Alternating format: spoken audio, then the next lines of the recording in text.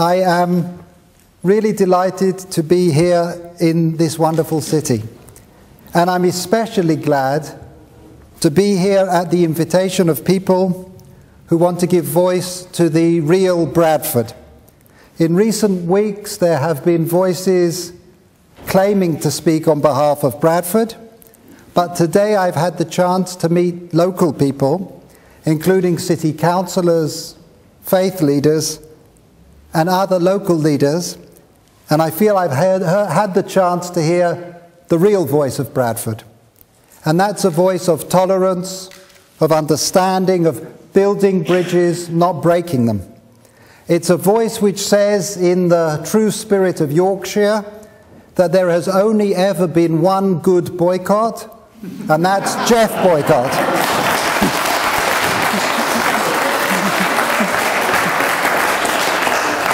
You know, the real Bradford has a great deal to teach the world. How to create an inclusive, multicultural society where Christians, Muslims, Jews and other faiths live together, work together, cooperate, where the historic synagogue thrives thanks to the support of the Muslim community. It is a much needed model of how people who may not agree about everything can still listen to each other, hear each other, and treat each other with, and here I use the word in its real sense, with respect. We need that spirit more than ever today, because there are three critical battles that are being played out, with consequences for all of us, and only by listening can we hope to understand them.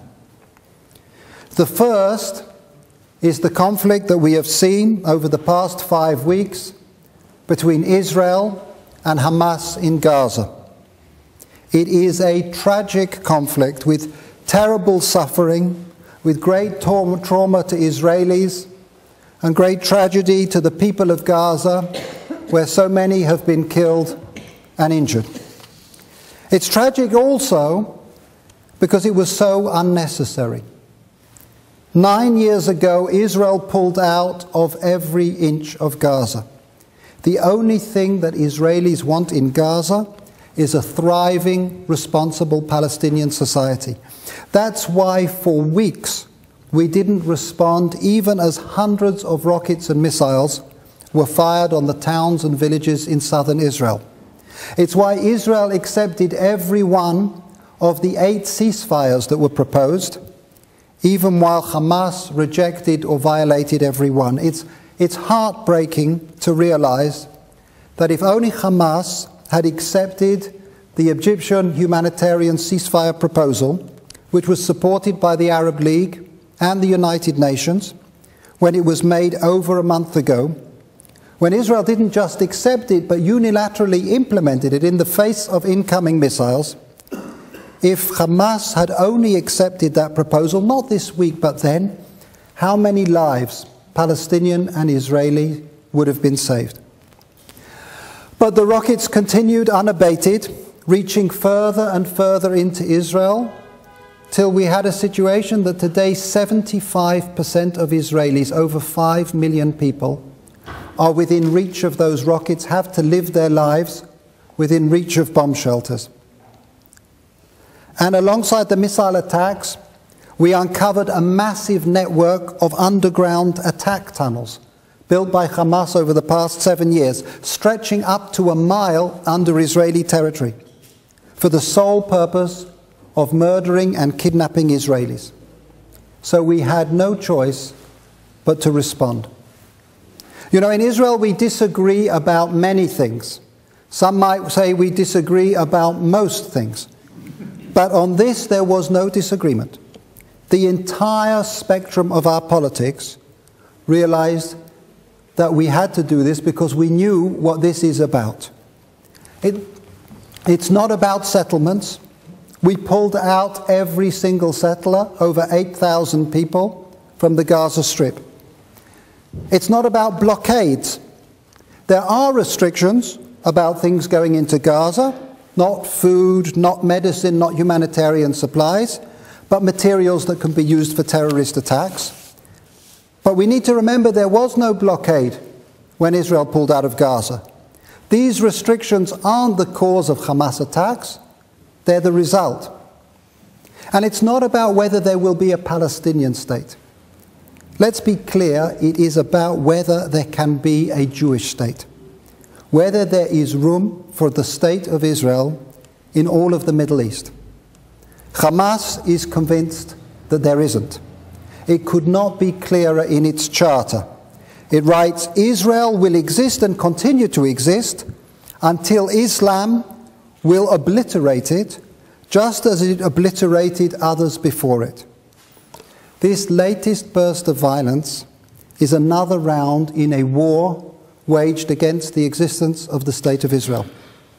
For years, that war was fought in 1948, in 1967, in 1973 by states using armies. But then those states realized that they could hide behind terrorist groups like Hezbollah and Hamas. And just as Iran hides behind Hamas, Hamas hides behind the civilians that it claims to be fighting for.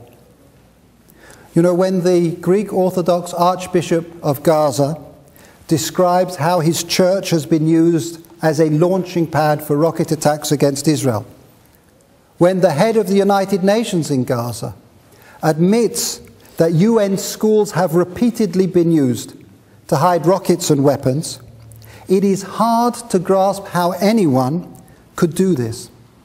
But in the sick calculus of Hamas, this is a win-win scenario. Either they will be left alone to perpetrate their attacks, or they will reap a macabre PR advantage from civilian casualties. It's a horrendous strategy, and there is no simple response. We have to try to defend Israeli civilians while doing everything that we can to protect Palestinian civilians.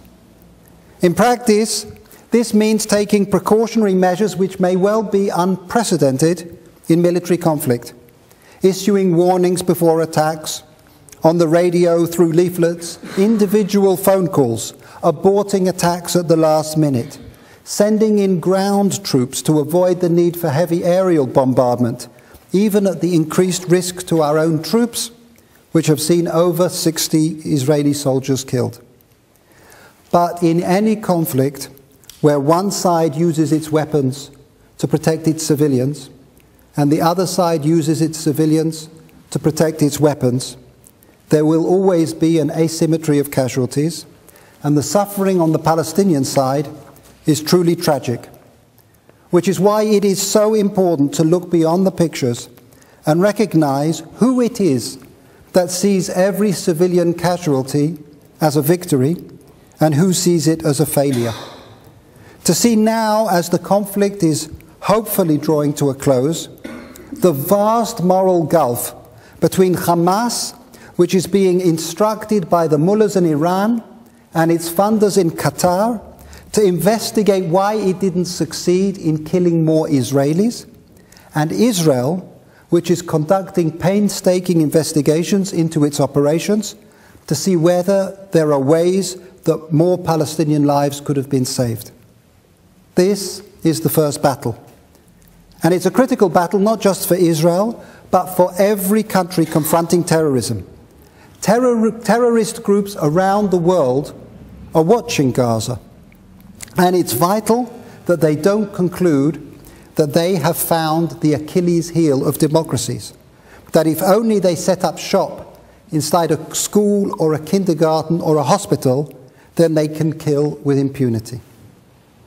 But what we've been witnessing this past month is not just a conflict between Israel and Gaza. It's also a battle within Gaza over the future of Palestinian society.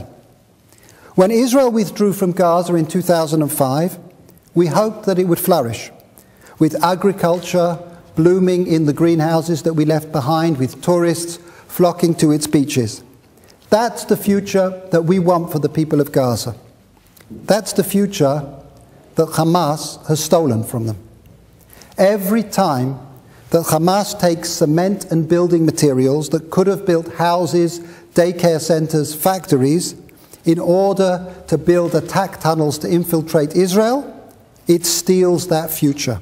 Every time that Hamas orders people to martyr themselves for its sake, sends civilians onto the roofs of terrorist headquarters in order to shield them from attack, it robs them of their future. When it stops Palestinians from reaching the field hospital that Israel set up at the northern border of Gaza, when it blocks the entry of 3,000 units of blood and other medicines, it is not just waging war against Israel, it is waging war against the future of the Palestinian people. And that is why it is so shocking that a member of the British Parliament, the representative for Bradford East, could say, the big question is, if I lived in Gaza, would I fire a rocket? Probably yes. It's a horrible insult to Israelis, more than 1,000 of whom have been killed in Palestinian terrorist attacks. But more than that, it is an insult to the very people that David Ward pretends to care about. Isn't it an insult to the Palestinians of Shajia, who demonstrated against the terrorists who had taken their area hostage and were summarily executed? Probably yes. Isn't it an insult to the Palestinian children who were forced into slave labor to dig the Hamas terrorist tunnels, 160 of whom, according to the Journal of Palestine Studies, died in the process? Probably yes. Isn't it an insult to every Palestinian parent who tries to raise their kids to believe in the sanctity of life, to reject violence, to reject the Hamas leaders who say, we desire death as you desire life? Probably, in fact, definitely, yes. It was a truly shocking remark, and the chief whip of David Ward's party, who investigated it and concluded that it did not bring the party into disrepute, really needs to think long and hard about whether, if that's the case, that is a reputation worth having. David Ward made another statement. He said, "Ich bin ein Palestinian. The West must make up its mind which side is it on." But no, it's you, David, who has to decide which side you are on. Are you with the civilians suffering in the Shifa hospital, or are you with the cowardly terrorists hiding in the basements beneath them? Are you with the people praying in the mosques and the churches, or the people hiding weapons in them and shooting from them? It's you, David, you who say, "Ich bin ein Palestinian," who have to make up your mind what kind of Palestinian du bist. Both the battles that I've been describing between Israel and Hamas, and between Hamas and Palestinian society, are at root a struggle between the past and the future. This struggle between forces trying to pull us back to a primitive past and those trying to build a better future for generations to come is part of a much wider battle being waged throughout our region, in Syria, in Iraq and beyond. And that struggle is playing out here in the UK as well, in the tweets and on the streets. It's surprisingly easy to tell who is on which side. You just have to ask people to stop shouting what it is they are against and ask them what it is that they stand for. When I see demonstrations against Israel, there is always a strange assortment of people. I see red flags, green flags, black flags, communists, Hamas flags, ISIS flags. And as long as they are shouting about what it is they are against, if it's Israel, if it's the West, then that coalition sort of hangs together. But when you ask, what are you for? Are you for women's rights? Are you for gay rights? Are you for freedom of expression? Then all of a sudden, that coalition simply falls apart. If you can articulate no positive vision, then you have no moral compass. And everyone who shares your hatred is your ally in an axis of hostility.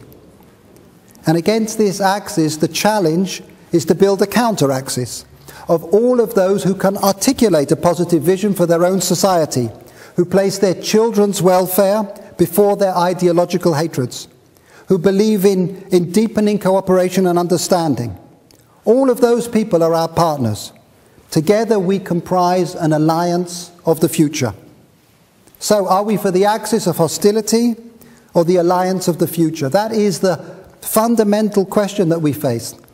Not just in Gaza or Mosul or Damascus, but in the UK and here in Bradford as well. What will we export to the Middle East? Tolerance and understanding, or hatred and bigotry? Are we on the side of the past or the future?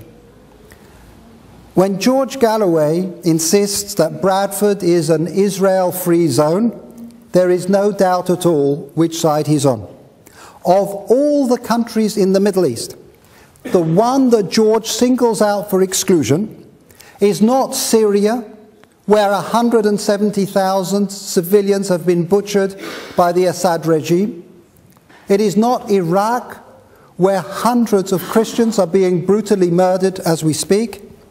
No, it is the one country in the Middle East where every minority can vote and sit on the Supreme Court, where women can be ministers and prime ministers, where homosexuals can live without fear, where there is not only freedom of speech, but also freedom after speech. In short, it is the one country where George Galloway could speak as objectionably as he speaks and live to tell the tale. It is not an Israel-free zone you are advocating, George. It's a tolerance-free zone. It's a progress-free zone. It's a future-free zone. The way to bring change to the Middle East is not to export hate and bigotry, but vision and cooperation. It's not boycotts that will change the region. It's people speaking to each other, working with each other, inspiring each other. It's the incredible joint scientific and medical research done between British universities and Israeli universities, creating jobs in both countries and jobs for Palestinians as well, and doubling our bilateral trade in the past 4 years. It's the awesome power of combining British determination and Israeli innovation. I think about the incredible Claire Lomas, that British athlete who was paralyzed in a wheelchair, who using an Israeli-invented electric walking suit managed incredibly to complete the London Marathon. What an amazing example. And these are just some of the things that we've done together. We've done a lot, but there is nothing compared to what we can do in the future. I think of the talented Palestinians that I've met over 20 years in the negotiating room. I think of the Israeli youngsters, including 2 of my own boys who are currently doing their army service. And the potential is amazing. It is people, not political grandstanding, that will bring about the change. One day, please God, one day soon, peace will come to our troubled region. And on that day, all of us will have to ask ourselves a question. The question will not be, what did you do in the war? It will be, what did you do for the peace? Did you add to the sum of hatred or to the sum of understanding? Did you capitalize on the conflict for political gain, or did you contribute something of value to give hope to the people of the region? Did you build boycotts or bridges? Did you pull people into a dark and primitive past, or did you help them envision a better future? When that day comes, I pray that we will be able to look ourselves in the face, to look our children in the face, and to say with conviction, yes, I helped make it happen. Thank you.